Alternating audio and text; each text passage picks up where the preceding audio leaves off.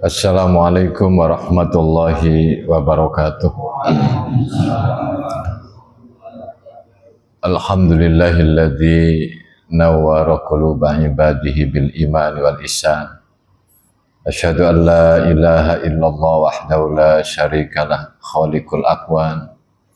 Wa asyhadu anna Muhammadan abduhu wa rasuluhu habibur rahman.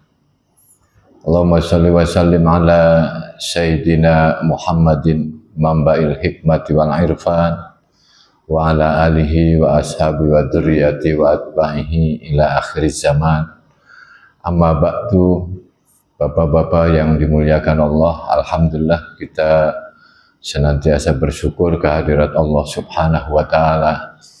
Malam hari ini kita bisa hadir di majelis yang mulia, taman di antara taman-taman surga. Mudah-mudahan Allah anugerahkan kepada kita ilmu yang bermanfaat di din wa dunya wal akhirah.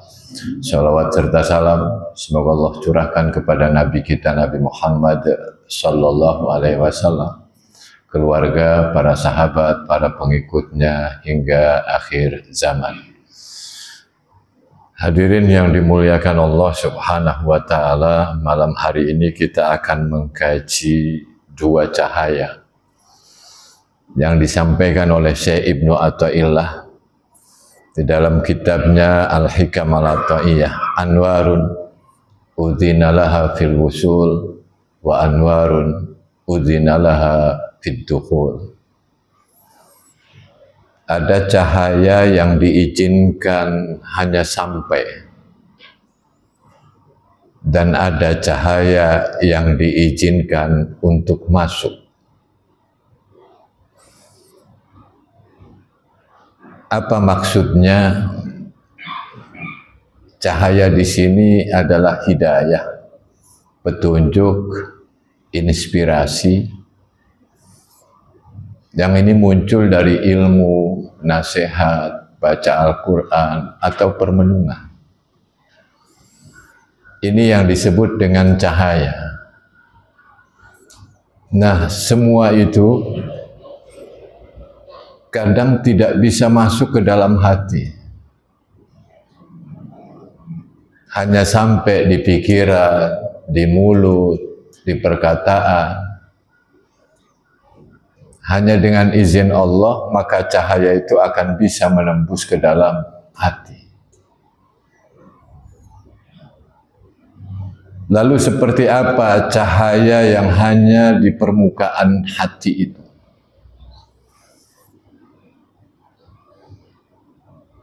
Syekh Ibnu Athaillah menyatakan, ammal anwarul lati udhina laha fil wusul fahiya anwarul iman wa hiya li ahli dalil wal burhan.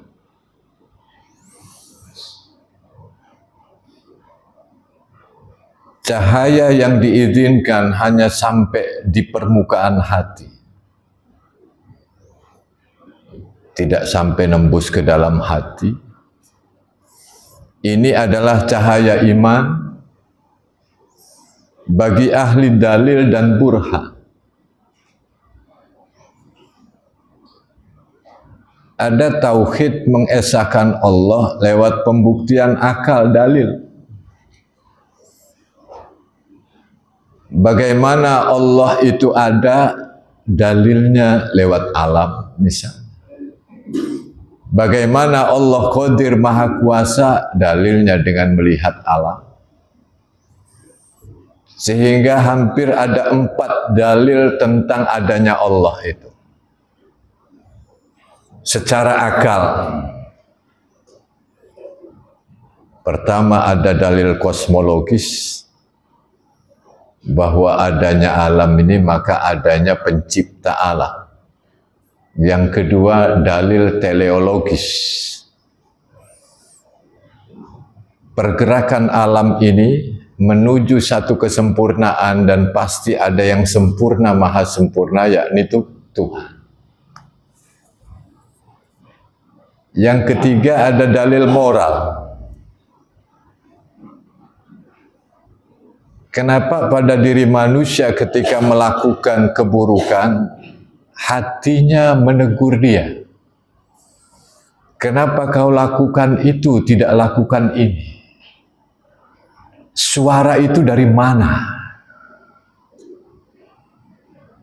Ini pembuktian dalil adanya Tuhan. Saya teringat hanya 3.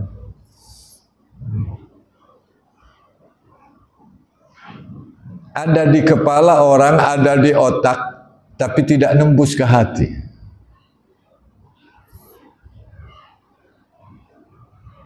Orang itu begitu cerdas, tahu ilmu, tapi tidak tambah iman.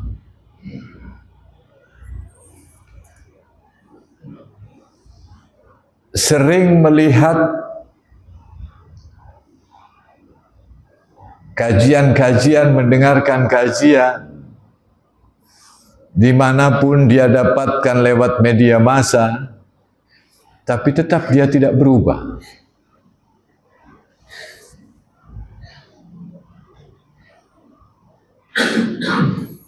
Ini sampai permukaan saja. Cahaya hidayah Allah itu. Dan itu untuk menepis pada banyak orang, saya belum dapat hidayah. Hidayah Allah itu datang setiap saat. Tapi ada yang sampai permukaan, kenapa?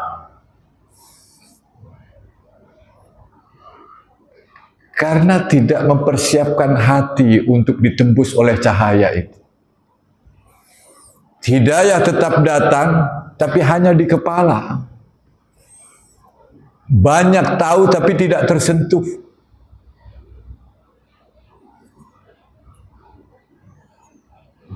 Banyak ikut kajian tapi tetap tidak berubah. Ini yang harus dihindari. Yakni hati yang tidak bisa ditembus dengan hidayah. Kenapa? Karena hati itu ada tirainya. Ibarat matahari, maka ketika rumah itu tertutup,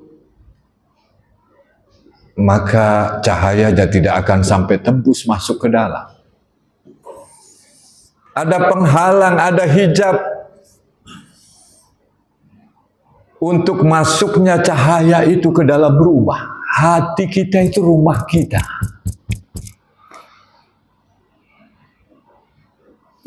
Dan Allah berbicara pada manusia itu, mukhatabnya yang diajak bicara itu adalah hati manusia. Melampaui akal, karena hati ini yang punya rasa, bukan hanya mikir tapi rasa. Nah, pada cahaya yang pertama yang hanya sampai ke permukaan hati, itu ada tirai, dosa, maksiat. Tidak segera untuk bertaubat. Kurangnya tafakkur, zikir. Dosa itu kegelapan yang menyelimuti hati.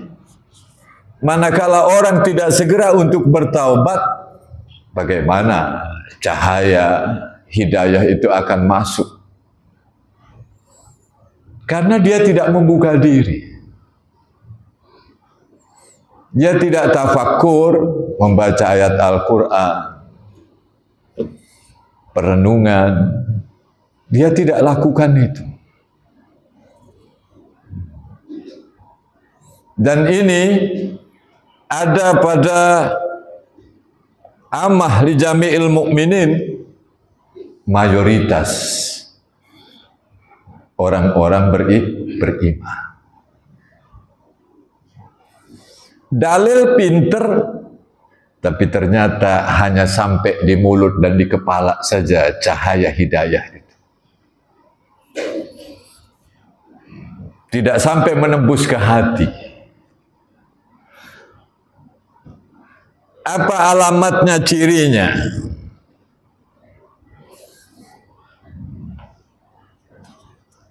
Sahibun nur al-wasil lidh-dhahir faqat tarahu taratan ma'ad dunya wa taratan ma'al akhirah. taratan ma'a hadzi nafsihi wa taratan fi haqqi rabbih, taratan ma'al ghaflah wa taratan ma'al yaqdah. Orang yang cahayanya hanya sampai ke permukaan hati, sampai di kepala, hanya sampai di otak, kamu bisa lihat mereka itu terkadang mereka bersama dunia, terkadang mereka bersama akhirat.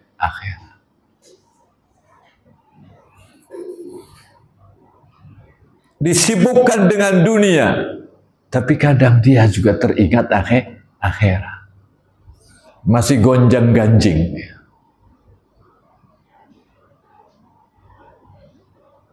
Terkadang bersama dengan nafsunya, dan kadang bersama dengan Tuhannya. Masih mengumbar nafsu, kadang sholat rajin, maksiat juga jalan terus.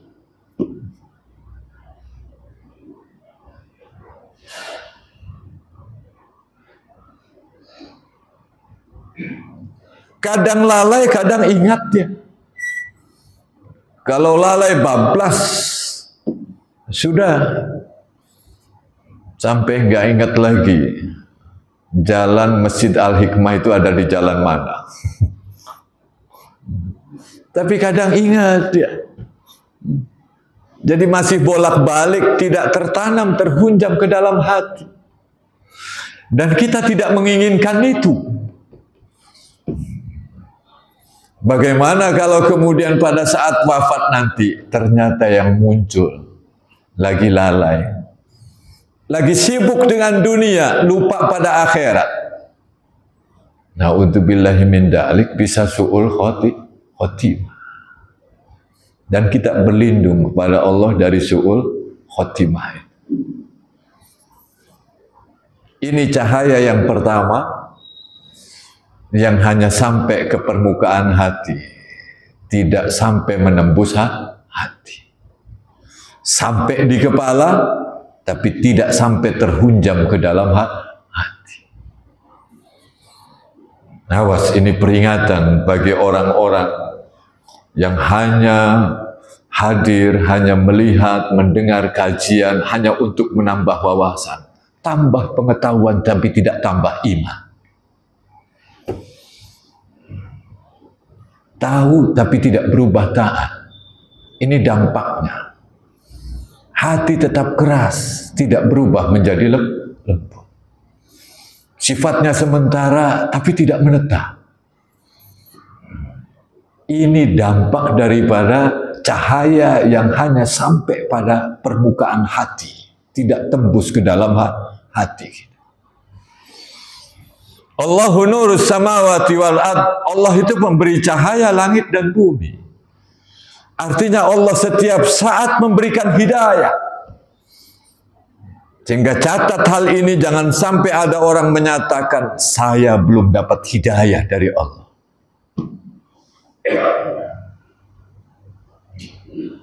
Hidayah datang, tapi ternyata hatinya banyak tirainya. Maka tidak sampai nembus ke hati. Ilmu itu hanya pajangan.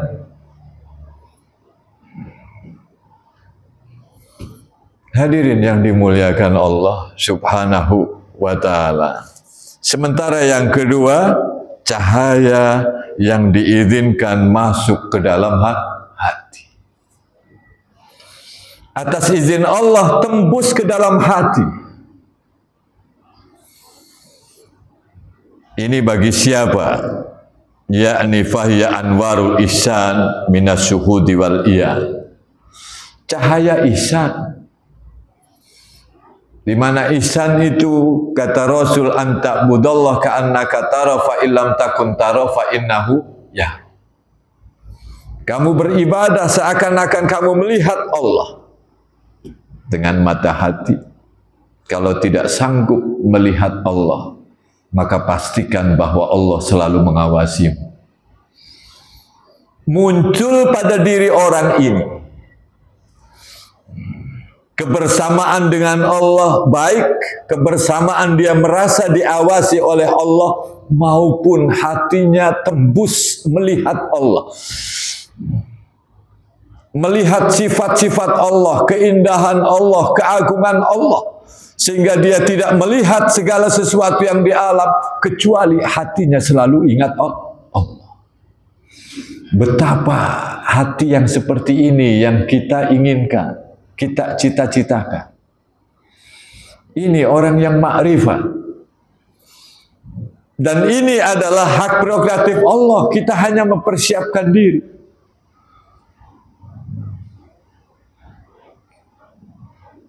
Betapa Sayyidina Umar hanya dengan satu ayat sampai tembus hidayah itu. Ada orang yang hanya mendengarkan nasihat lalu tersungkur dia taubat kepada Allah. Tapi banyak orang yang berkali-kali dinasihati tidak sampai tembus ke hati. Tetap saja kumat maning.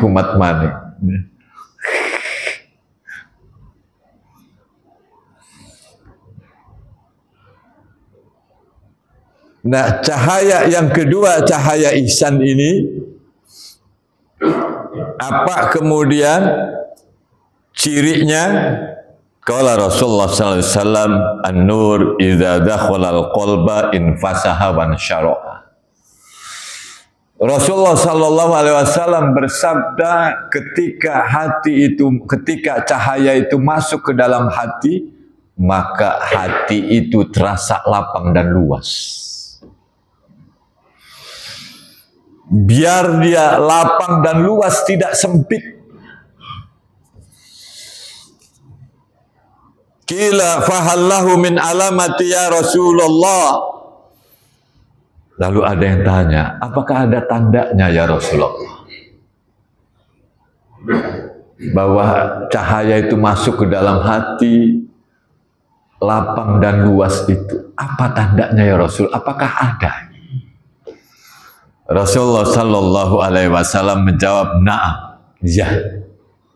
Yang pertama, at-tajafi andaril qurur.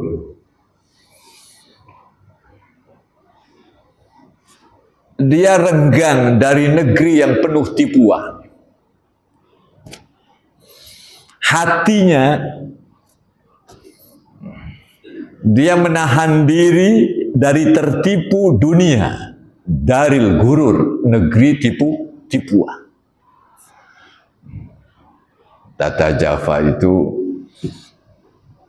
menjauh. Tata Jafa junubuhum anil madwaji yad'una rabbahum khaufa wa tama'a wa mimma razaqnahum yunfikun. Ada di dalam ayat Al-Quran. Betapa orang-orang soleh itu lambung-lambung mereka jauh dari tempat tidur mereka. Mereka bangun malam berdoa dengan penuh harap kepada Allah Subhanahu wa ta'ala. Rasa takut, rasa harap. Ciri cahaya masuk ke dalam hati, kata Rasul, at-tajafi andaril qurur. Hatinya terhindar dari negeri yang penuh tipuan ini. Dia hidup di dunia, tapi dia tidak mau hanya sampai mendunia. Dia ingin dunia ini dibawa ke akhirat.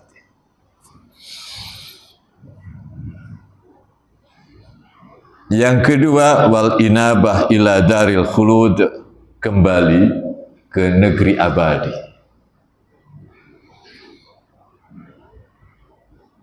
Yang ketiga, wat tazawwud li suknal kubur, dia betul-betul membekali bagi tempatnya di alam kubur itu, di kuburan. Dia akan bertanya pada diri sendiri, kalau saya sampai ke kuburan, apakah malaikat mungkar nakir bertanya kepada saya dengan penuh garang atau lembut, kasar, atau penuh kasih sayang? Ketika dikubur, apa bantal yang kita gunakan? Apakah ada amal-amal jariah pahalanya yang mengalir ke kuburan?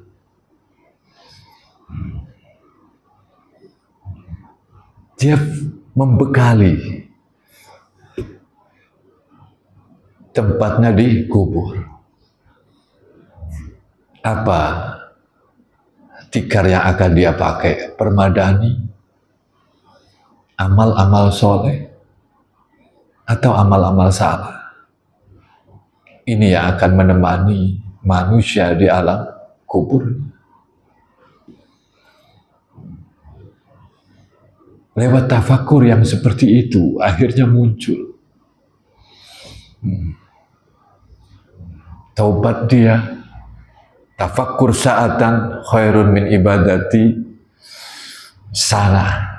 Ada sab'i sana, sab'ina sana. Tafakur sesaat lebih baik daripada 70 tahun ibadah yang tanpa ada tafakurnya.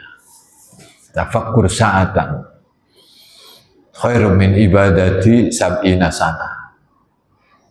Karena dengan tafakur maka ibadah dia semakin betul-betul terasakan, melembutkan hati dia, sholat dia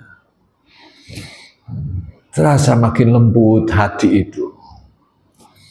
Karena tidak ada jalan melembutkan hati kecuali lewat syariat yang Allah perintahkan kepada kita manusia.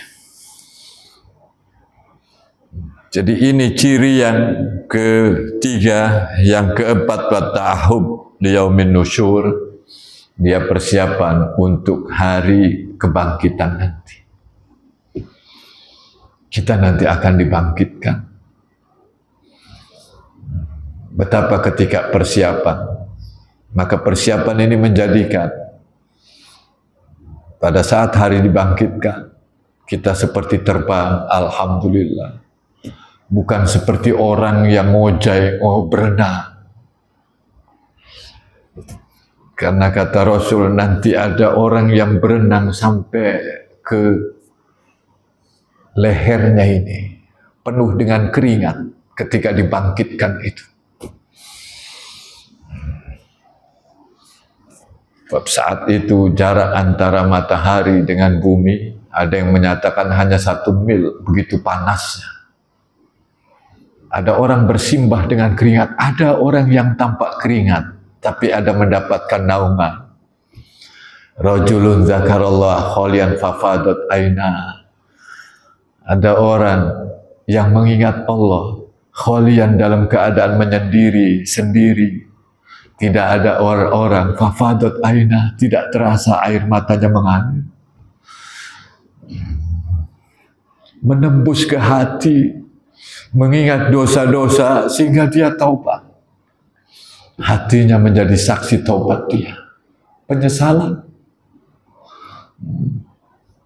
Maka ini pertanda, kata Rasul, bahwa cahaya itu sudah masuk ke dalam hatinya. Sudah tembus ke dalam hati. Dan inilah ma'rifat. Menurut Imam Zunnun al-Misri, seorang ahli tasawuf yang disebut dengan sufi, dia menyatakan tauhid itu ada 3. Pertama, orang hanya sampai ucapan asyhadu alla ilaha illallah wa asyhadu anna muhammadar rasulullah. Dia menyaksikan Allah, tidak ada Tuhan selain Allah, dan bersaksi bahwa Nabi Muhammad adalah utusan Allah hanya sampai ucapan. Dia memang melakukan apa yang diperintahkan Allah, menjauhi larangan Allah. Yang kedua, yakni tauhid lewat dalil tentang adanya Allah, tentang kuasanya Allah, tentang iradahnya Allah, tentang maha perkasanya Allah. Semua itu menggunakan dalil. Tapi yang ketiga, orang bertauhid dengan langsung menyaksikan Allah. Dari mana itu? Itu dari Allah. Dari Allah. Kata Imam Dhunnun al-Misri, yang dua disebut dengan ilmu. Sementara yang nomor tiga disebut dengan ma'rifat. Apa itu ma'rifat? Cahaya yang Allah hunjamkan ke dalam hati manusia, sehingga manusia kemudian hatinya terang melihat kebenaran, yakin betul dengan hatinya, seperti mata melihat benda-benda yang bersifat materi. Seperti lidah ini merasakan manisnya gula, maka saat makrifat itu datang ke dalam hati manusia, maka dia yakinnya seperti keyakinan orang yang merasakan manisnya gula itu.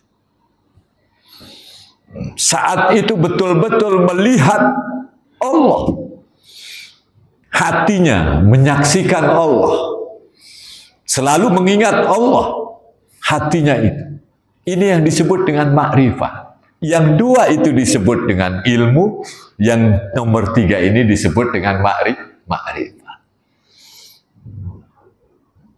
Yang dua itu orang yang mendapatkannya disebut alim. Sementara yang nomor tiga disebut arif billah. Orang yang kenal Allah. Dia bukan sekedar tahu, tapi kenal.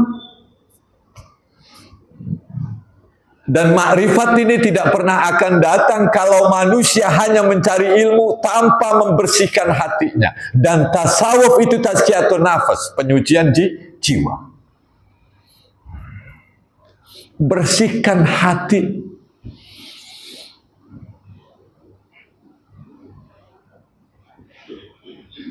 Riyadah, tafakkur, baca Al-Quran, kata Imam Al-Ghazali.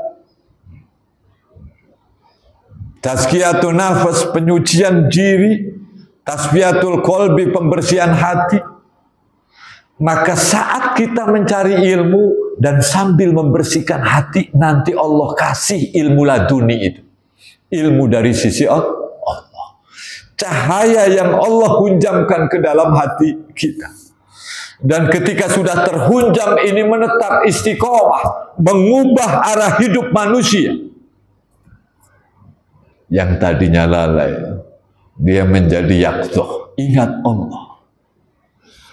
Yang tadinya hanya kepentingan diri, sekarang semata-mata untuk Tuhannya. Itu yang diinginkan oleh manusia, sehingga lewat ilmu, mudah-mudahan setiap kajian malam Jumat ini, kita lewat ilmu, ada teori, lalu kemudian kita bersihkan hati kita. Nanti terang hati itu. Cahaya bukan hanya sampai permukaan hati, nembus ke dalam hati, masuk ke dalam rumah sehingga tahu jelas dengan cahayanya mana kotoran, mana yang bersih.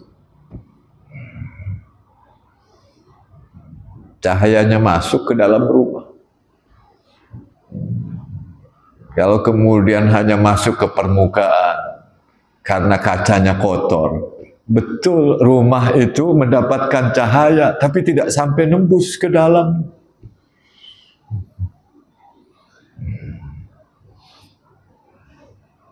Hadirin yang dimuliakan Allah Subhanahu wa ta'ala.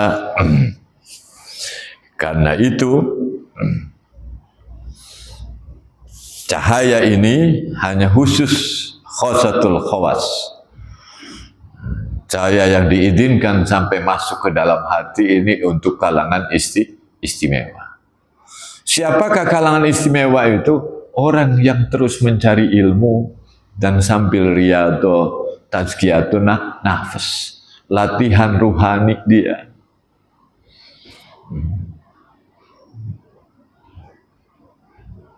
Pembersihan hati lewat tobat yang pertama. Nanti ada sabar, ada zuhud, ada fakir, ada tawakal, ada ridho, ada mahabbah, cinta Allah. Nanti ketemu makrifah. Orang mau menapaki itu. Maka nanti cahaya itu akan masuk ke dalam hati. Dan orang akan bahagia. Karena memang dampaknya perbedaan dua cahaya yang hanya ke permukaan dan kemudian yang masuk ke dalam hati, dampaknya itu, kalau bagi yang di permukaan ini, dia hanya menambah wawasan, pengetahuan. Kayak itu luruskan niat kalau mau ngaji.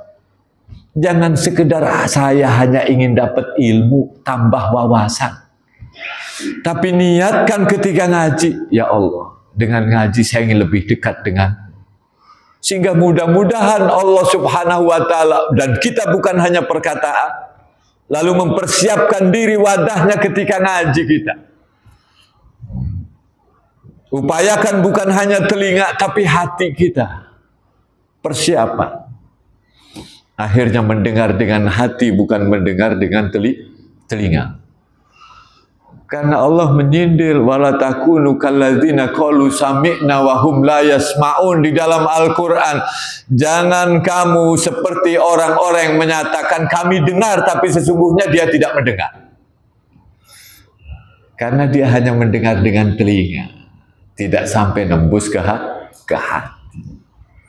Ya saya maulah ikut kajian, nambah wawasan saja, pengetahuan. Itu cirinya. Tapi kalau yang masuk ke hati, itu tambah iman. Imannya tambah. Ketika ngaji, ikut kajian, dapat ilmu itu, dia tambah. Bukan hanya tambah ilmu, tapi tambah iman. Ini perbedaannya.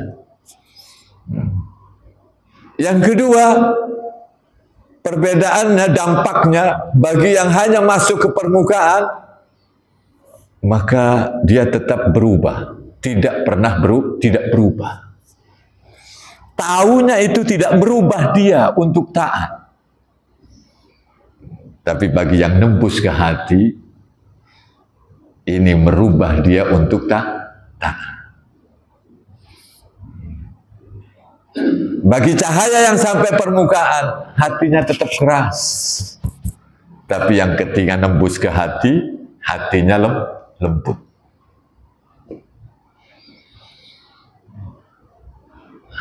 Cahaya yang sampai ke permukaan hanya sekilas, sementara, tapi kalau nembus ke hati, menetap dan istiqomah.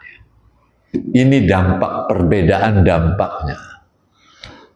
Dua cahaya ilahi ini. Jadi para sufi menyatakan hidayah itu disebut dengan cahaya.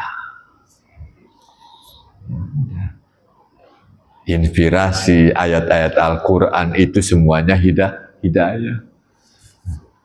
Abu Jahal itu rindu mendengar bacaan Al-Qurannya Rasul. Tapi tetap hidayah tidak masuk. Kenapa? Ada kesombongan. Ke kepala sih masuk, tapi tidak sampai nembus ke hati. Sombongnya itu yang menghalangi masuknya cahaya ke dalam hati. Tapi kalau Sayyidina Umar saat itu sudah membuka diri sebenarnya. Ketika minta dibacakan apa itu lembaran yang jatuh. Ketika Sayyidina Umar mau membunuh Rasul, lalu ada yang menyatakan tidak usah sibuk kamu ke Rasul, tapi urus saudaramu yang masuk Islam. Beliau sudah siap mau membunuh Rasul. Ternyata ketika masuk, adiknya ini sedang membaca lembaran Al-Quran. Masuk saat itu langsung main kasar, lembar suhuf, karena dulu belum dibukukan Al-Quran itu lepas dari tangan makhluk halus, yakni seorang perempuan. Pada saat lepas itu matanya tertuju kepada lembaran. Di situ sudah membuka diri. Sayyidina Umar itu. Hatinya sudah membuka sehingga minta dibacakan. Apa itu? dibacakan Toha ma anzalna alaikal qur'ana litashqa. Toha, tidaklah kami turunkan Al-Quran ini agar kamu jadi susah. Tidak. Dari situ tersentuh langsung masuk Islam. Diantar ke Rasulullah, takbir itu karena Rasulullah berdoa mudah-mudahan Islam ini dikuatkan dengan Umar, 2 Umar. 1 Umar itu yakni Abu Jahal, saya lupa namanya. Yang kedua Umar bin Khattab. Ternyata doa Rasul dikabul, Umar bin Khattab masuk Islam. Ini bagi orang yang mempersiapkan dirinya. Karena itu kita kalau ingin masuk ke dalam hati, paling tidak, pertama tauhid. Ketika kita mengucapkan la ilaha illallah, di hati kita jangan hanya mengartikan, menerjemahkan tidak ada Tuhan selain Allah. Jangan hanya mengartikan tidak ada yang berhak disembah kecuali Allah. Jangan hanya itu. Tetap kalimatnya la ilaha illallah, tapi di hati kita tambah, dikembangkan. Tidak ada yang memberikan rizki kecuali Allah. La ilaha illallah, tidak ada yang bisa menolong kecuali Allah. La ilaha illallah, tidak ada yang bisa memberikan manfaat kecuali Allah. La ilaha illallah, tidak ada yang bisa memuliakan dan menghinakan kecuali Allah. Mudah-mudahan dengan variasi makna yang ada pada hati kita, meskipun kita tetap mengucapkan la ilaha illallah, maka hati ini akan semakin lembut. Artinya seolah-olah mempersiapkan diri untuk datangnya cahaya. Hingga ketika kita minta tolong kepada orang lain, lalu ingat, tidak ada yang bisa menolong kecuali Allah. Minta tolong sama manusia, tapi hatinya terhubung dengan Allah. Ketika ada yang memuliakan dia ingat, yang memuliakan adalah Allah. Qulillahumma malikal mulki tu'til mulka man tasha wa tanzi'ul mulka mimman tasha wa tu'izzu man tasha wa tudhillu man tasha. Allah yang memuliakan. Siapa yang dikehendaki, Allah akan menghinakan siapapun yang dikehendaki. Sehingga semuanya dikembalikan kepada Allah dengan variasi makna la ilaha illallah. Ya, seperti yang ada di dalam Asmaul Husna. Tidak ada daya dan upaya kecuali atas pertolongan Allah. Meskipun ini la haula wala quwata illa billah. Tidak ada yang bisa menolong kecuali Allah. Apalagi tidak ada yang maha penyayang kecuali Allah. Terus dimaknai semua.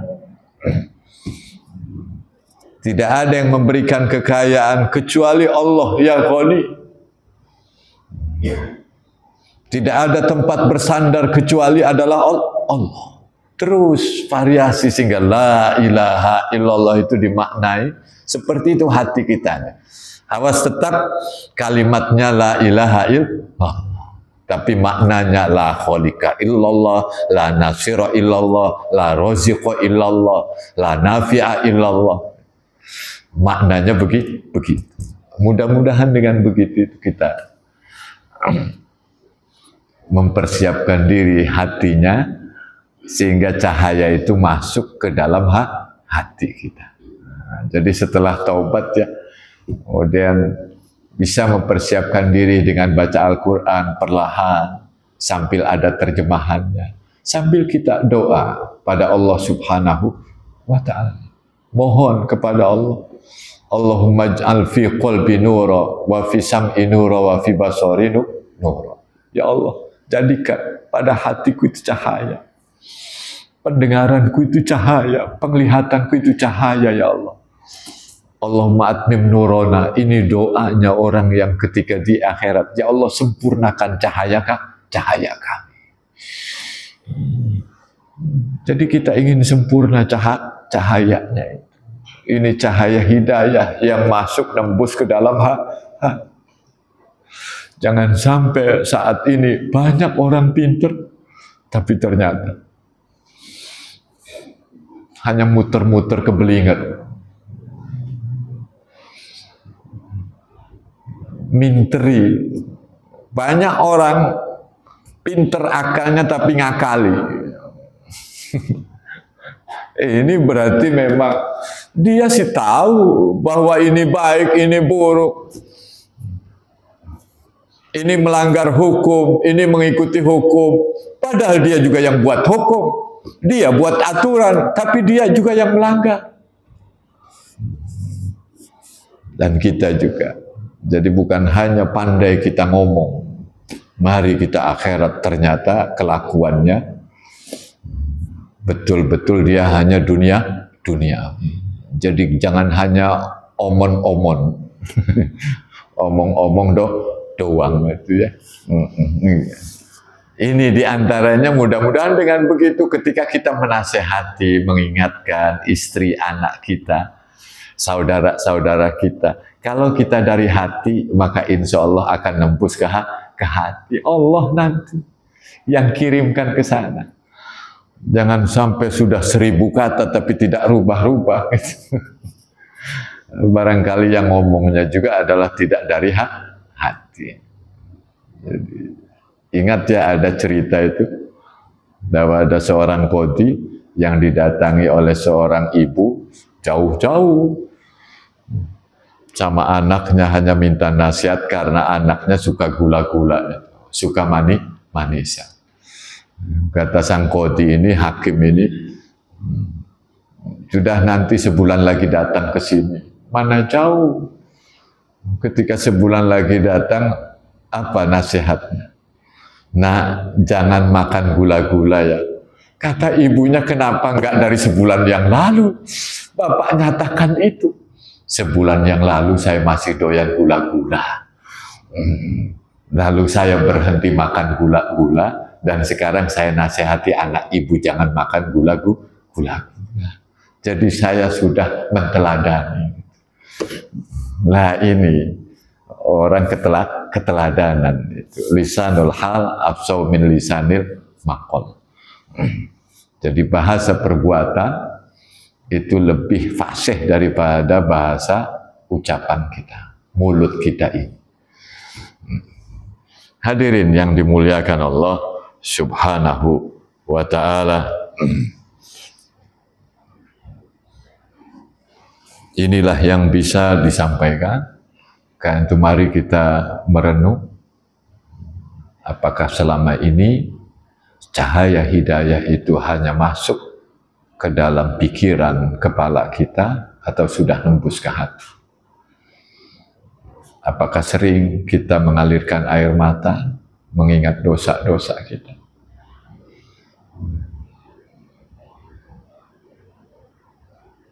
Atau masih tetap untuk tidak mau segera bertobat? Ini evaluasi muhasabah pada diri kita masing-masing. Kalau cepat tersentuh, ada nasihat, maka ucapkan Alhamdulillah. Berarti Allah kasih cahaya itu nembus ke hati. Kalau sampai tidak nembus hati, kita istighfar, ya Allah, ampuni dosa-dosa saya. Saya sering mendengar kajian, mendengar pengajian, tapi ternyata saya tetap tidak berubah, ya Allah. Astagfirullahaladzim. Kita mohon ampun. Ketika kita lembut hatinya, cepat tersentuh, maka kita ucapkan Alhamdulillah. Kita kembalikan, bersyukur sama Allah. Nanti Allah akan tambah nikmat-nikmat hidayah itu pada kita semua. Mudah-mudahan Allah golongkan kita dengan persiapan yang terus kita lakukan dan kehendak Allah membuka tirai hijab penghalang yang ada dalam hati kita, sehingga cahaya hidayah itu akan masuk ke dalam hati kita. Amin ya rabbal alamin. Kita tutup dengan doa kafaratul majlis. Subhanakallahumma bihamdika asyhadu an la ilaha illa anta astaghfiruka wa atubu ilaik. Mohon maaf. Wassalamualaikum warahmatullahi wabarakatuh. Ya, pertama ada